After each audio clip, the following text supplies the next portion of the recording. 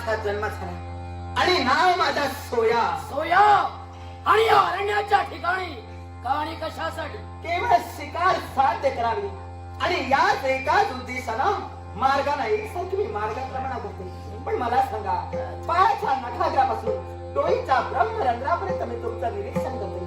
आतापर्यंत कधी न पाहिली न देखील अशा तऱ्हेची व्यक्ती मी प्रथम दर्शनी पाहते. कोण आहात आपण? ना ओळखी ना परिचय, कुंभ कोणी असं माझ्या देहाला राहण्याचा वसतिस्थान लंकेच्या ठिकाणी. लंकेच्या ठिकाणी. बरं, नाट्य शिको.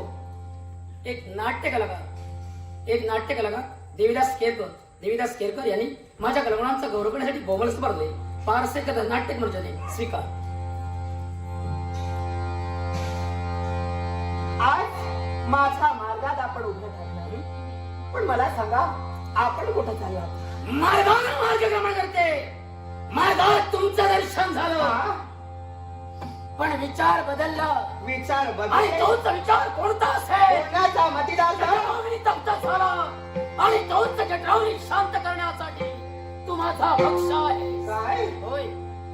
आणि यासाठी केवळ मी तुमचा भक्त आहे म्हणून एकसारख्या नजरा रोखून या सोयीजवळ आपण पाहतात. पण ही आपली इच्छा माझ्याकडून केव्हाही पूर्ण होऊ शकत नाही. माझ्या समोर दिसणारी शिकार आणि तीच शिकार साध्य करण्यासाठी ही कुंभ कोणी सज्ज आहे. खबरदार, पुढे सरसावणारी पावलं ही त्याच्या जागी तिथंच थांबा आणि तुमच्या इच्छेला कुठेतरी आळा घालायचा प्रयत्न करा.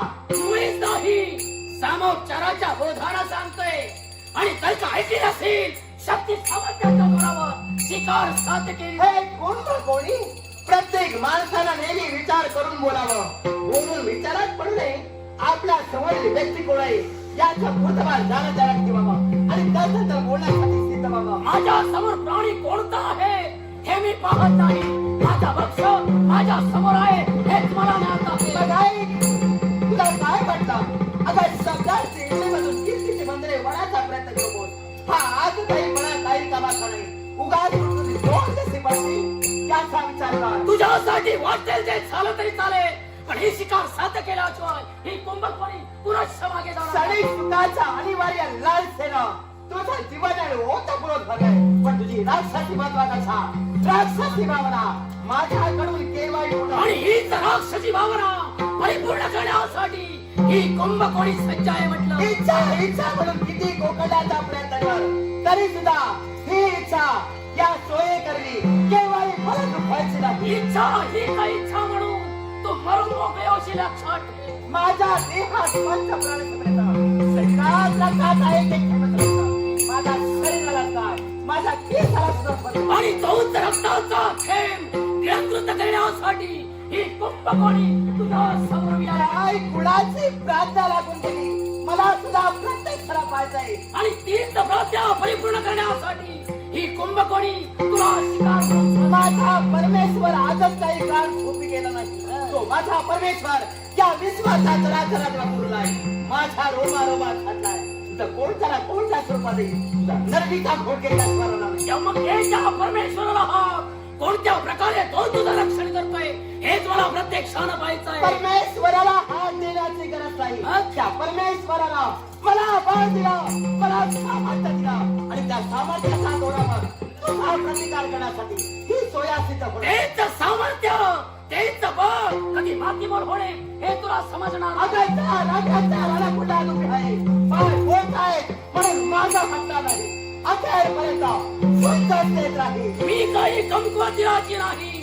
मारे तू मरेल याच हेतून वावरणारी ही कुंभकोणी तुझ्या प्रेताची मग एकच लक्षात ठेव, मारेल अथवा मरेल पण ते केवळ तुला इथं मरावंच लागेल. मृत्यूचे डोहाळे तुला आठवले असतील म्हणून तू माझ्या मग हा तुझा पुढे डाव केवळ हाडून करण्यासाठी.